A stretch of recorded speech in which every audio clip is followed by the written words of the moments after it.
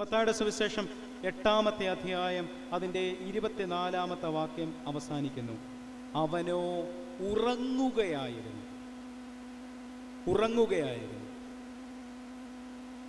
ഇന്ന് മനുഷ്യരായ നമുക്ക് ദൈവത്തെക്കുറിച്ച് ധാരാളം വായിച്ചു മനസ്സിലാക്കുന്നതിന് പുസ്തകങ്ങളുണ്ട്. ഓൺലൈനിൽ കൂടി സോഷ്യൽ മീഡിയ, യൂട്യൂബ്, പല സംവിധാനങ്ങൾ വഴി ദൈവത്തെക്കുറിച്ച് അറിയുന്നതിനും നമുക്ക് ധാരാളം മാധ്യമങ്ങൾ, അവസരങ്ങൾ ഒക്കെ ലഭ്യമായിട്ടുണ്ട്. പക്ഷേ ദൈവത്തെ ഒന്ന് അടുത്തറിയുവാൻ നമുക്ക് കഴിയുന്നില്ല.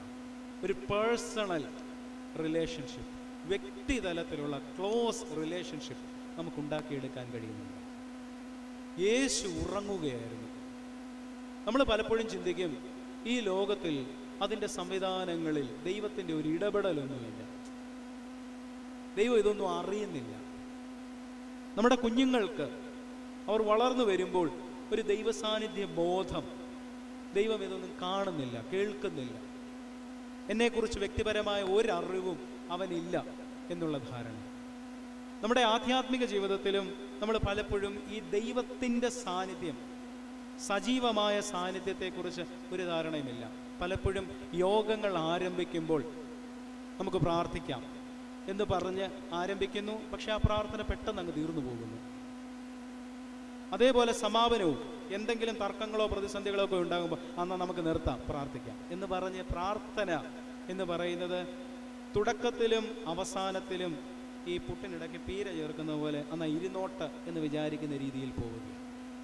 ഒരു ധ്യാനപൂർവമായ അന്തരീക്ഷം നമുക്ക് രൂപപ്പെടുന്നില്ല. ഇവിടെ യേശു ഉറങ്ങുകയായിരുന്നു എന്ന് പറഞ്ഞാൽ അവൻ മനുഷ്യരോട് അത്രത്തോളം ഏകീഭവിച്ചു. പുതിയ നിയമത്തിൽ യേശു ക്രിസ്തുവിനെ കുറിച്ച് വിശേഷിപ്പിക്കുന്ന മനോഹരമായ ഒരു പേരുണ്ട്. ആ പേര് ഇമ്മാനുവേൽ എന്നാണ്. ഇമ്മാനുവേൽ എന്നുള്ള വാക്കിൻ്റെ അർത്ഥം എന്താ? നമ്മോടുകൂടെ വളരെ അടുത്ത്. കണ്ട, ഞാനിപ്പോൾ ഇവിടെ നിൽക്കുമ്പോൾ എൻ്റെ തൊട്ടടുത്ത്, അത്രത്തോളം അടുത്ത്, എൻ്റെ ശ്വാസോച്ഛ്വാസങ്ങൾക്ക് അതിനേക്കാളിലും ആഴത്തിൽ ദൈവം എൻ്റെ ഒപ്പമുണ്ട്. A close relationship. എല്ലാം അറിയുന്നൊരു ദൈവം, അത്രത്തോളം മനുഷ്യരോട്, സൃഷ്ടിയോട് ഏകീഭവിക്കുന്നൊരു ദൈവം. ചില ചോദ്യങ്ങൾ ചോദിക്കാം. യേശു ഉറങ്ങുകയായിരുന്നു, സന്ദർഭം കേട്ടു. ഇനി മനുഷ്യരോട് ഏകീഭവിച്ചത് വഴി നമുക്കെല്ലാവർക്കുമുള്ള അനുഭവങ്ങൾ അവനുണ്ട്. ഉദാഹരണത്തിന് യേശുവിന് വിശന്നു. സന്ദർഭം ഏതാണ്? യേശുവിന് വിശന്നു.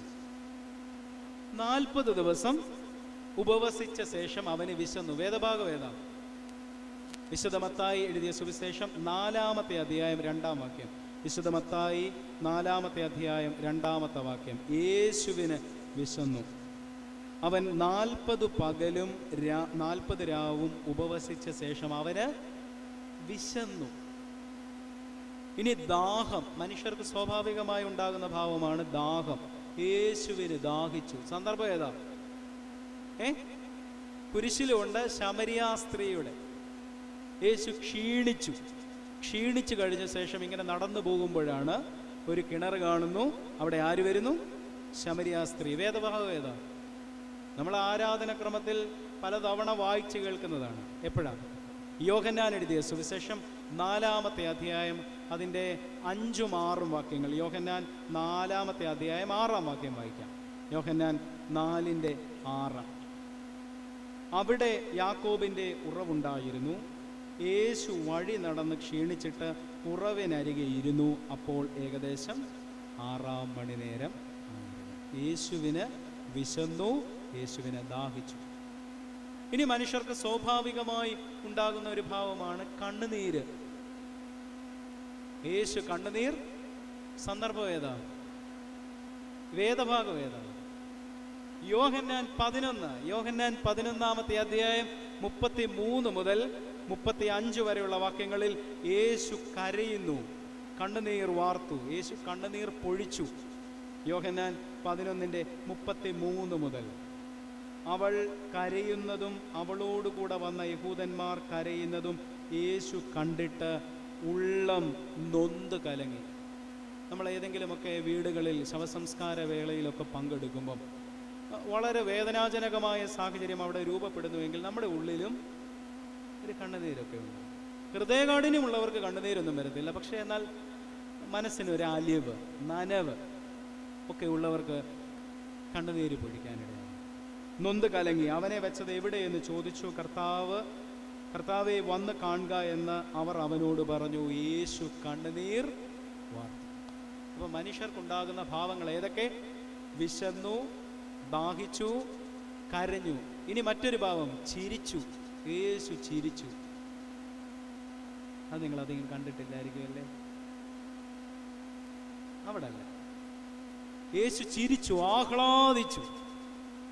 ലൂക്കോസ് എഴുതിയ സുവിശേഷം 10-ാമത്തെ അധ്യായം അതിൻ്റെ 21-ാമത്തെ വാക്യം. ലൂക്കോസ് 10:21 യേശു ചിരിക്കുന്നുണ്ട് വളരെ സന്തോഷത്തോടു കൂടെ. ലൂക്കോസ് 10:21 ആ നാഴികയിൽ അവൻ പരിശുദ്ധാത്മാവിൽ ആനന്ദിച്ചു പറഞ്ഞു. യേശു ചിരിച്ചു. അതെന്താ സൂചിപ്പിക്കുന്നത്? മനുഷ്യരോട് അത്രത്തോളം ഐഡൻറ്റിഫൈ ചെയ്തു. നമ്മൾ കാലം ചെയ്ത ഫ്രാൻസിസ് പാപ്പ, റോമിലെ മെത്രാനും റോമൻ കത്തോലിക്ക സഭയുടെ പ്രധാന മേലധ്യക്ഷനുമായിരുന്ന ഫ്രാൻസിസ് മാർപ്പാപ്പയെക്കുറിച്ച് എപ്പോഴും എല്ലാവരും ചിന്തിക്കുന്നുണ്ട്. അദ്ദേഹത്തിൻ്റെ ശൈലി എന്ന് പറഞ്ഞാൽ മനുഷ്യരോട് അത്രത്തോളം ഏകീഭവിച്ചു, ഐഡൻറ്റിഫൈ ചെയ്തു. പാമ്പാടി തിരുമേനി മനുഷ്യരോട് അത്രത്തോളം ചേർന്ന് നിൽക്കുന്ന അവരുടെ ദുഃഖങ്ങളിൽ, സന്തോഷങ്ങളിൽ, അതല്ലേ, സന്തോഷിക്കുന്നവരോടുകൂടെ സന്തോഷിക്കുകയും കരയുന്നവരോടുകൂടെ കരയുകയും ചെയ്യുകയും. ആധ്യാത്മിക സംഘടനകൾ, അതിൻ്റെ നേതൃസ്ഥാനത്ത് നിൽക്കുന്നവർ, അവരെല്ലാ മനുഷ്യരോടും ഐഡൻറ്റിഫൈ ചെയ്യണം. നിങ്ങളുടെ പള്ളിയിൽ ഒരാൾ പൊന്മോതിരം ഇട്ട് വന്നാൽ, അച്ചായ ഇവിടെ ഇരുന്നോ, പാവപ്പെട്ട ഒരുത്തം വന്നാൽ നീ അവിടെ ഇരുന്നാൽ മതി എന്ന് പറയരുത്, എന്ന് ചെയ്യരുത്. അങ്ങനെ വിചാരിക്കുക പോലും ചെയ്താൽ നിങ്ങളുടെ ആധ്യാത്മികത എവിടെ എന്ന് ചോദിച്ച ശ്ലീഹ ആരാണ്? ഏത് ലേഖനത്തിലാ അതുള്ളത്? യാക്കോബ് ശ്ലീഹ, യാക്കോബിന്റെ ലേഖനത്തിലാണ് ഉള്ളത്. പൊന്മോതിരം ഇടുന്നതും ദരിദ്രനുമായവനെ നിങ്ങൾ എങ്ങനെയാണ് കരുതുന്നത്? എല്ലാവരോടും ഏകീഭവിക്കുക, കരയുന്നവരോടുകൂടെ കരയുകയും സന്തോഷിക്കുന്നവരോടുകൂടെ സന്തോഷിക്കുകയും ചെയ്യുവിൻ എന്ന് പൗലോസ് ശ്ലീഹ ഓർമ്മിപ്പിക്കുന്നത് ഇപ്രകാരം തന്നെ. എല്ലാവരോടും ഐഡൻറ്റിഫൈ ചെയ്യുക. കർത്താവ് എല്ലാവരോടും ഐഡൻറ്റിഫൈ ചെയ്തിട്ടുണ്ട്, എല്ലാവരോടും ഏകീഭവിച്ചിട്ടുണ്ട്. അവൻ്റെ ഏകീഭാവം എന്ന് പറഞ്ഞാൽ അത്രയും മനോഹരമായ വേളകളില്ല. അവൻ്റെ ജനനം വളരെ സാധാരണമായ നിലയിൽ, മരണം അപ്രകാരം തന്നെ, സാധാരണക്കാരുടെ ഒപ്പം. അവൻ ഓരോ രോഗസൗഖ്യം കൊടുക്കുമ്പോഴും ഇത് സുപ്രധാനമാണ്. ഉദാഹരണത്തിന്, ഒരു സ്ത്രീ പനി പിടിച്ചു കിടന്നാൽ അവന് അവളെ അറിയാം. സന്ദർഭം ഏതാ? പത്രോസിന്റെ അമ്മാവിയമ്മ. ഇനി ഒരുവന് കുഷ്ഠരോഗമുണ്ടെങ്കിൽ അവനെ അറിയാം. ഒരു പിതാവ്, ആ പിതാവിൻ്റെ മകൾ മരിച്ചു, മരണാസന്നയാണ്. സന്ദർഭം ഏതാ? യായിറോസിന്റെ പുത്രി. ഒരു സ്ത്രീ, അവൾ ഓടി വന്നിട്ട് പറയാ, അയ്യോ എൻ്റെ കൊച്ചിന് വയ്യായേ എന്ന് പറഞ്ഞു വന്നാൽ സന്ദർഭം ഏതാ? കനാന്യ സ്ത്രീ. ഇനി ഒരു മനുഷ്യൻ, അദ്ദേഹത്തിൻ്റെ കൈ വരണ്ടു, വയ്യ, അവനെയും കർത്താവിനെ അറിയാം, അല്ലേ? വരണ്ട കൈയുള്ള മനുഷ്യൻ.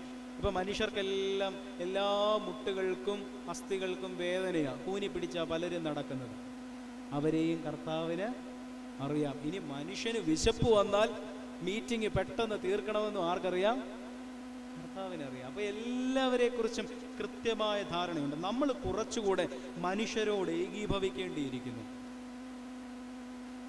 ഇപ്പം ഇങ്ങോട്ട് മീറ്റിങ്ങിൻ്റെ തുടക്കത്തിൽ വിളക്ക് കത്തിച്ചപ്പോൾ ഇവിടെ ഈ ട്രോഫികൾ ഉണ്ടായിരുന്നത് ചിലതൊക്കെ ഡിസ്പ്ലേസ്ഡായി. സ്വാഭാവികം, നാച്ചുറൽ. തെറ്റ് പറ്റും, കുറവ് പറ്റും, ബലഹീനതയുള്ള സാധാരണക്കാരായ മനുഷ്യരാണ്. അതുകൊണ്ട് നമ്മൾ എപ്പോഴും ആഗ്രഹിക്കേണ്ടുന്നത് കർത്താവിനെ പോലെ മനുഷ്യരോട് ഏകീഭവിക്കുവാൻ, ഐഡൻറ്റിഫൈ ചെയ്യുവാൻ നമുക്കിടയാകണം. നമ്മുടെ ഭാഷയിൽ പോലും ഈ ഏകീഭാവം ഉണ്ടാകണം. വളരെ കടുകട്ടിയായ പ്രയോഗങ്ങളല്ല, കർണകഠോരമായ വാക്കുകളല്ല, ലളിതമായ ആശയങ്ങൾ, കാര്യമായ ആശയങ്ങൾ ലളിതമായ ഭാഷയിൽ സംവേദനം ചെയ്യാനും നമുക്ക് കഴിയണം. ഇന്നത്തെ കുട്ടികളുടെ ഭാഷ, ആ കുട്ടികളുടെ ഭാഷയിൽ ആശയ സംവേദനം നടത്താൻ നമുക്ക് ഒക്കണം. ഉദാഹരണത്തിന്, വൈബ്. ഞങ്ങളിപ്പോൾ അച്ഛന്മാർ പള്ളിയിൽ ശുശ്രൂഷ ചെയ്യുമ്പം ഒരാഴ്ച കഴിയുമ്പോഴേ യുവജന പ്രസ്ഥാനക്കാർ പറയും, ഓ വൈബില്ലാത്ത അച്ഛനാണ്, അല്ലെ വൈബുള്ള അച്ഛനാണ്. തിരുമേനി വൈബുള്ള ഒരു തിരുമേനിയാണ്, അല്ലെ വൈബില്ലാത്ത തിരുമേനി.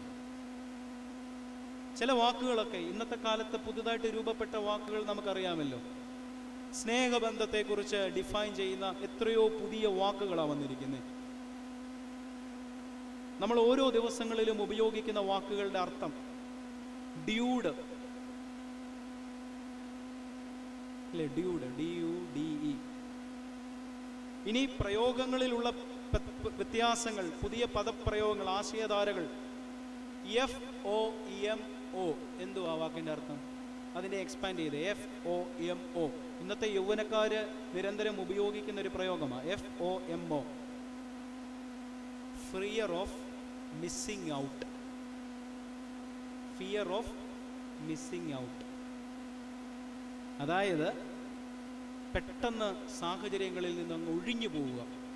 ഞാൻ പങ്കെടുക്കുന്നില്ല, ഞാൻ അവിടെ ചെല്ലുന്നുണ്ട്, എനിക്ക് പരുവത്തിനുള്ള ആരും അവിടെ ഇല്ല. ഇനി അടുത്തത് സ്പിരിച്വൽ ബട്ട് നോട്ട് റിലീജിയസ്. ആത്മീയരാണ്, പക്ഷെ മതവുമായി സഭയുമായിട്ട് വലിയ ബന്ധമൊന്നും എനിക്ക് വേണ്ട. ഇനി സ്നേഹബന്ധങ്ങളെ സംബന്ധിച്ചും പുതിയ പുതിയ വാക്കുകളുണ്ട്. ബെഞ്ചിങ് കേട്ടിട്ടുണ്ടോ? ബെഞ്ചിങ്. ഒരുവന് ഒരു പെൺകുട്ടിയെ ഇഷ്ടമാണ്, ആ പെൺകുട്ടിയെ കൊണ്ടുവന്ന് ഒരു ബെഞ്ചിലിരുത്തും. ഇനി നല്ലത് വല്ല ഓപ്ഷൻ ഉണ്ടോ എന്ന് അന്വേഷിച്ചിട്ട് നല്ല ഓപ്ഷനൊന്നും കിട്ടിയില്ലെങ്കിൽ ഈ ബെഞ്ചിലിരിക്കുന്ന ആളെ കൊണ്ട് പോകും. അതാണ് ബെഞ്ചിങ്. പണ്ടുണ്ടായിരുന്ന സംവിധാനം തന്നെയാണ് ഇതൊക്കെ. പക്ഷെ ഇപ്പോൾ പുതിയ പുതിയ പദപ്രയോഗങ്ങളാണ്, പുതിയ പദപ്രയോഗങ്ങൾ. വേറൊരു പദപ്രയോഗമുണ്ട്, നാനോഷിപ്പ്. നാനോ എന്ന് പറഞ്ഞാൽ ചെറുത്, ഷിപ്പ് എന്ന് പറഞ്ഞാൽ കപ്പൽ വലുത്. ചെറിയൊരു തുടക്കം. വിജയിച്ചാൽ സൂപ്പർ. ഇനി ഗോസ്റ്റിംഗ് എന്നൊരു പരിപാടിയുണ്ട്. ഗോസ്റ്റ് എന്ന് പറഞ്ഞാൽ ഭൂതപരിപാടി. അതായത് വളരെ താല്പര്യത്തോടുകൂടി മുന്നോട്ട് നയിക്കുന്ന ഒരു ബന്ധം. പക്ഷെ ഒരു സുപ്രഭാതത്തിൽ ആശാനെ കാണത്തില്ല, പിന്നെ ഒരു ബന്ധവും ഇല്ല, എല്ലാം ബ്ലോക്കാകും. അതാണ് ഗോസ്റ്റിംഗ്. ഇങ്ങനെയുള്ള ഒത്തിരി പുതിയ പ്രയോഗങ്ങളും ആശയങ്ങളും കടന്നു വരുന്നുണ്ട്. ഇനി അടുത്തതോ, ഞാൻ അടുത്തിടെ ഈ പള്ളിയിലെ ചെറുപ്പക്കാരോടുകൂടെ സംസാരിച്ചു കൊണ്ടിരുന്നപ്പം ഒരാൾ എന്നോട് പറഞ്ഞു, അച്ഛാ ഇവനാണ് തന്ത വൈബ.